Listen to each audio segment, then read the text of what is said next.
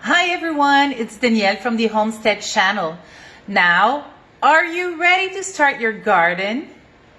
As I told you in the former video, planning ahead will save you trouble in the long run. It can be daunting at first, but gardening organic food can be incredibly rewarding. What's better than a carrot that you just picked up in the garden and you eat it? Fresh, hey? In this video from the Homestead Channel, I will show you different type of gardens, the top vegetables for a beginner, how to plan your layout, the garden companions to have, and more useful tips. So listen to this video until the end. First, there are countless ways to design your garden. Consider the following to determine your general design. First one we're going to look at: row gardens are what most people picture when they think of a vegetable plot. Crops are planted in parallel lines with space between each row. Easily organized, row gardens can have lower yield than bed gardens and can sprout more weeds. So maybe it won't be the best for you for your first gardening experience. Think about it. This one now. Raised bed gardens. They are just what they sound like, plots that are higher than the surrounding land. In these gardens, all plants are grown together without rows. The bed must be small enough that you can reach the center easily to pull weeds and harvest your veggies. They require less weeding, produce higher yields, drain better than rows, and are less susceptible to compaction. You don't walk in them. Third, maybe one bed is not enough for you? Multiple plots layout. So consider 2 or more of those depending on your garden and where the sun is. You can have some in the backyard, some in the front of your house. So you can have many of those. Make sure that you have paths between the plots large enough for a wheelbarrow to go through.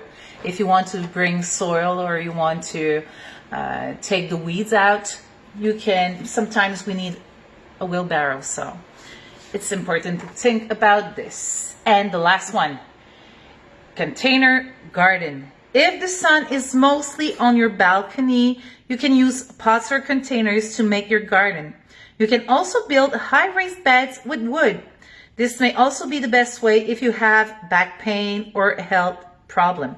I have put some links below in the description with plants helping you to make those if you want to use them in your garden. Second, now you have to choose your veggies. The vegetables suggested here are common and productive plants that are relatively easy to grow and will give you a range of gardening experience. So you can put in your garden tomatoes, zucchini, squash, peppers, cabbage, green beans, lettuce, beets, carrots, Swiss chard, spinach or kale, and radishes. Don't get overwhelmed. Don't put too much. Choose what you and your family prefer to eat.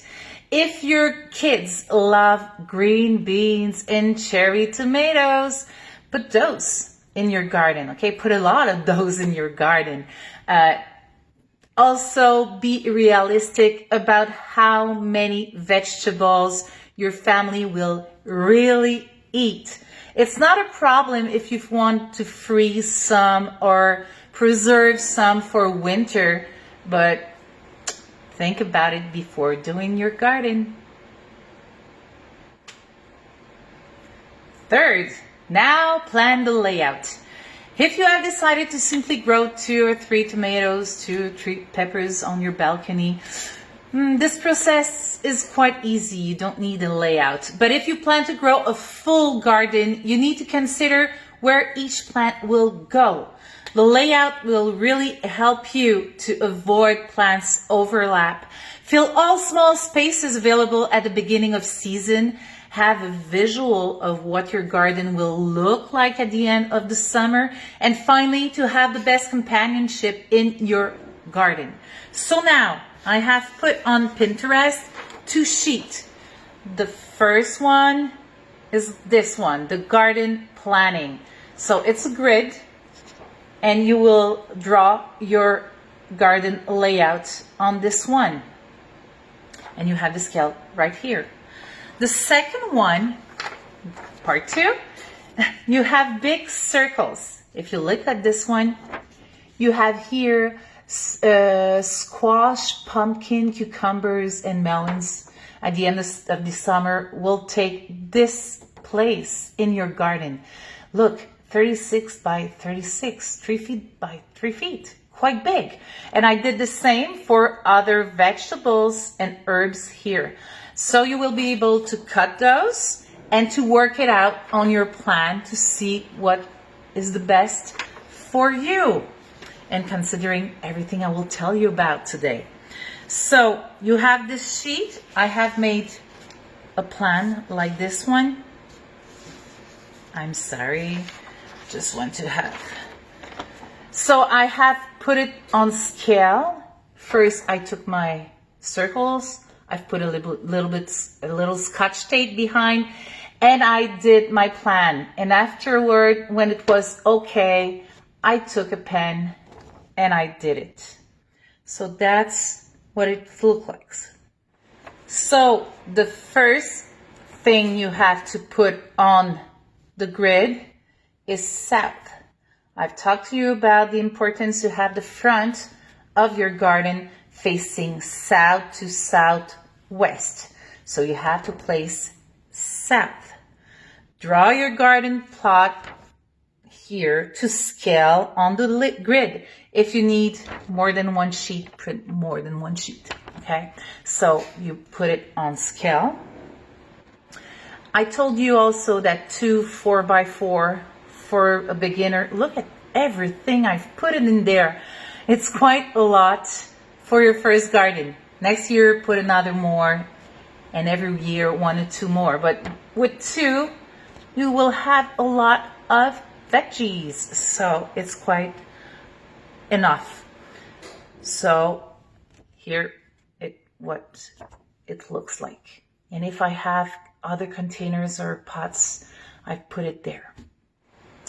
So how we make this plan to give us the most veggies we can have during summer, we have to respect some keys. So here are the keys to do your layout.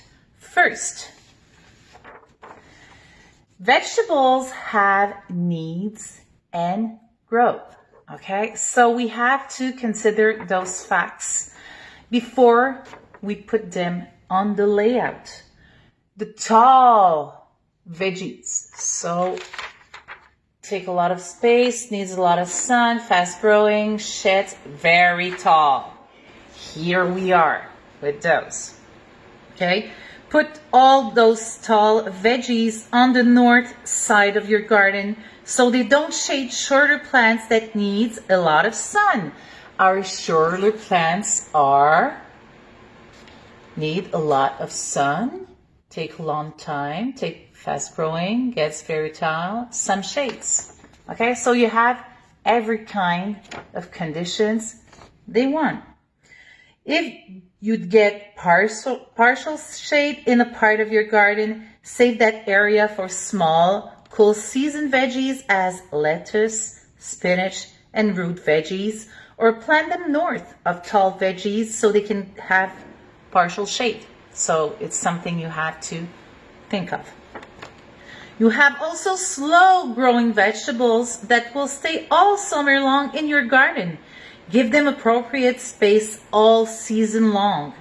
Finally, you have veggies that starts often as a seed and get huge as melons, pumpkins, cucumbers in your garden. So you have to let space for them.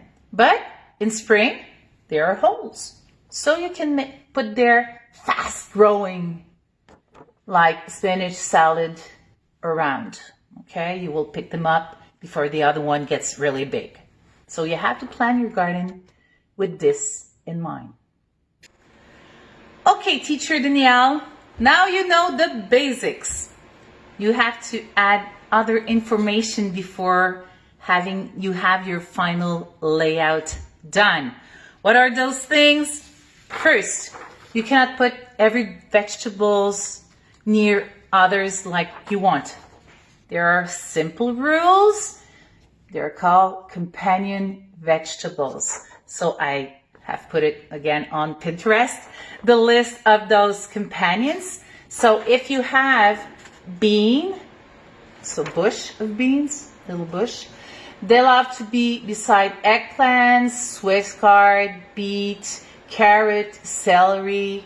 So look at the companionship you can have in the garden. So you have this to do your layout. Now, another fact. We can put herbs and flowers in our garden. So, herbs, you can put 10 to 15% of them in your garden. Why we want herbs in our garden? They are great companions for some vegetables. Their association helps to enrich soil nutrients or keep insects and pests away from the garden, okay? Some have great flower blooms also that attract bees and butterflies. So 10 to 15%. Some can be started easily as seeds, basil, persil, cilantro, for example, but others are long to grow, even if you're doing your seedlings inside, like rosemary, it's very long. You have lavender, also thyme. So buy it at the garden store, okay? It's preferable for this. Now we saw the herbs. We can put flowers also in the garden. So we have the flower sheet here.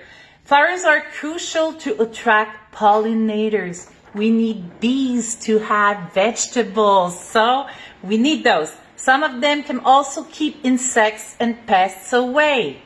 They are very useful, and you need also 10 to 15% in your garden. You can start them as seeds, or you can buy them at the nursery like you want.